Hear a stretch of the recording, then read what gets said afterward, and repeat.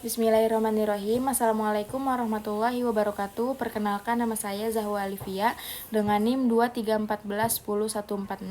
Saya dari 3D Ekonomi Syariah. Hobi saya yaitu mendengarkan musik.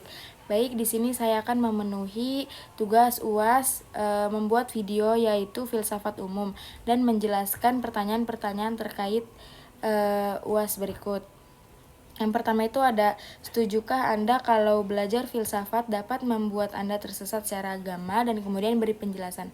Jadi menurut saya itu tidak setuju karena belajar filsafat tidak harus membuat seseorang tersesat secara agama. Dan filsafat membantu memperdalam pemahaman tentang realitas dan kebenaran, etika dan moralitas, logika dan penalaran, dan konsep-konsep dasar kehidupan.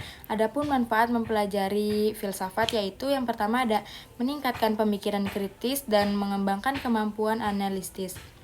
Dan pertanyaan kedua yaitu jelaskan hubungan antara ontologi, epistemologi, dan aksiologi dalam melandasi pengetahuan yang komprehensif. Jadi yang pertama ontologi itu membentuk dasar pemahaman tentang realitas yang kemudian mempengaruhi epistemologi itu. Kayak misalnya bagaimana kita mengetahui realitas. Dan yang kedua itu ada epistemologi. Epistemologi itu menentukan metode pengetahuan yang kemudian mempengaruhi aksiologi. Kayak misalnya bagaimana kita menilai atau memahami nilai. Dan yang ketiga itu ada aksiologi. Aksiologi itu memberikan kerangka nilai untuk menilai pengetahuan dan realitas. Yang ketiganya itu saling terkait dan membentuk lingkaran pengetahuan yang komprehensif. Dan pertanyaan ketiga itu ada jelaskan sejarah filsafat di dunia Islam. Jadi sejarah filsafat di dunia Islam dimulai pada abad ke-8 Masehi ketika pemikiran Yunani kuno diperkenalkan ke dunia Islam melalui terjemahan karya-karya filsuf seperti Aristoteles, Plato, dan Plotinus. Dan adapun periode-periode penting dalam sejarah Islam.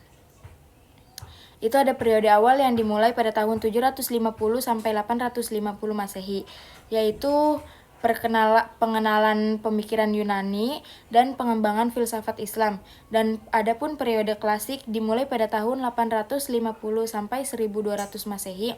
Itu ada Al-Farabi dimulai pada tahun 872 sampai 950 Masehi, dan ada Ibnu Sina dimulai pada tahun 980 sampai 1037 Masehi. Dan yang ketiga itu ada Ibnu Rus dimulai pada tahun 1126 sampai 1196 Masehi. Adapun periode pertengahan dimulai pada tahun 1200 sampai 1500 Masehi, yaitu yang pertama ada Ibnu Arabi dimulai pada tahun 1165 sampai 1240 Masehi, dan Ibnu Khaldun yang dimulai pada tahun 1332 sampai 1406 Masehi.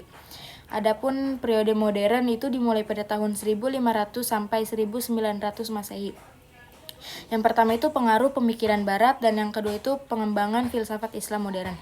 Adapun yang terakhir ada periode kontemporer yang dimulai 1900 sampai sekarang.